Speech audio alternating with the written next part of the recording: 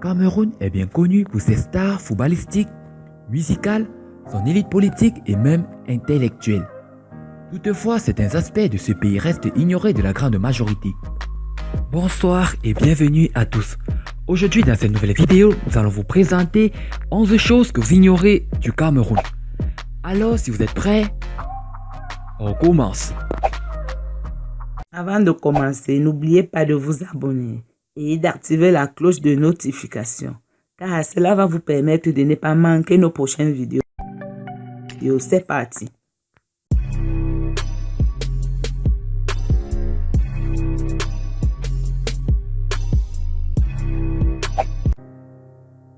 Le Cameroun est le premier pays fabricant de bus de transport en Afrique centrale.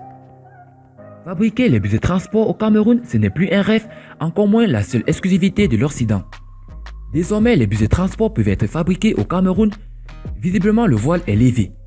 L'on peut désormais comprendre comment plusieurs agences de transport dans les villes camerounaises peuvent s'offrir facilement des bus de transport sans faire recours aux pays occidentaux. La société qui fabrique les bus de transport au Cameroun est installée au port de Douala. Elle a été créée en 2015. Son président. Le Cameroun est l'un des pays rares au monde où le président a été nommé et non pas voté. En novembre 1982, c'est le président d'alors, son Excellence Amadou Ahidjo, au soir de ses démissions de ses fonctions de chef d'État, qui a nommé son successeur, le président Paul Biya, qui y demeure jusqu'à nos jours. Sa démocratie. Bien que connu comme pays démocratique, le Cameroun est le seul pays au monde où les sénateurs sont nommés par décret présidentiel. Sur les 100 sénateurs constituant la chambre haute du Parlement camerounais, le président de la République nomme à lui seul 32 sénateurs et les 70 autres sont votés par les maires de communes. Ses richesses naturelles. Surnommé Afrique en miniature, le Cameroun était regorgeant d'innombrables ressources naturelles. Il est un grand exportateur de bois, d'huile de palme, de cacao et de café, un producteur de diamants, de pétrole et plus encore. Ses universités et grandes écoles. Dans la zone CEMAC, le Cameroun est leader dans le domaine post-universitaire.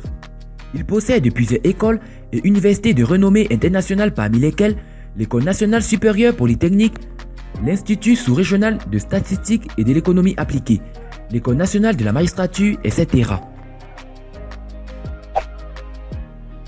Son histoire coloniale. Le Cameroun est un pays qui a été colonisé par 5 pays. En effet, les Portugais arrivent sur la côte camerounaise les premiers. Après eux vont se suivre successivement l'Allemagne, l'Angleterre, la France et aujourd'hui la Chine, qui de plus en plus veut s'imposer en achetant les terres et des forêts, patrimoine normalement réservé aux populations indigènes. Son taux d'alphabétisation. Situé en Afrique subsaharienne, le Cameroun est l'un des pays qui possède le taux d'alphabétisation le plus élevé. Avec un taux d'alphabétisation net de 75,5% pour le cycle primaire et plus de 33% pour le cycle supérieur. Chiffre donné par le Bureau central des recensements et l'étude des populations. Ses langues officielles. C'est l'un des pays au monde à appartenir à la fois à la francophonie et au Commonwealth.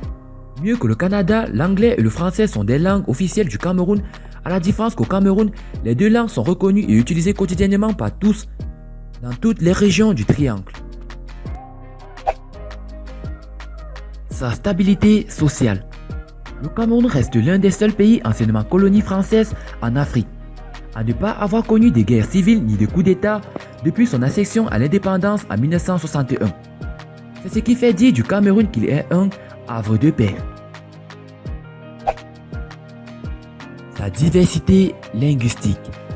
On parle au Cameroun plusieurs langues. C'est d'ailleurs l'un des seuls pays au monde à parler plus de 250 langues locales. Au Cameroun, chaque communauté a sa langue, lui est propre et chaque citoyen peut apprendre autant de langues qu'il souhaite. Sa culture. Le Cameroun est culturellement très riche. C'est en effet un pays constitué de plus de 250 communautés différentes ayant chacune sa propre culture, ses propres rites et traditions, mais qui constituent une société homogène et partagent les différentes valeurs au quotidien.